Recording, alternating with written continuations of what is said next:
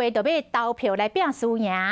国民党来成立着重量级的助选团，前后任的党主席包括马英九、朱立伦、江启臣、吴敦义等等，党台合体，展现团结的气势。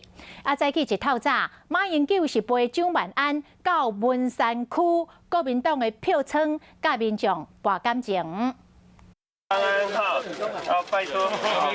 国民党台北市长候选人蒋万安透早回防目沙，专案请到前总统马英九来甲民众食早顿，透早出来运动博感情。万安，斗胜！到南营大本营，民众真热情，将气氛炒到上高点。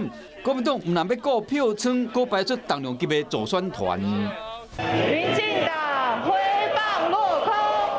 国民党团结要拼年底选战，是讲展现胜选气势，同时那助选功力受到考验，加上连赢气势真强，连国民党本身就烦恼讲，到底有偌济优势？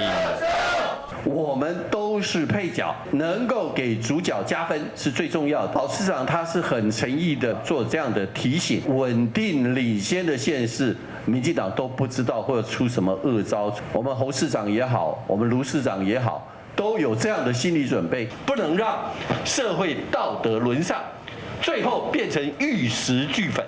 一步一开印，看书办事，要60天就要投票啊！那赢的选将全力应战。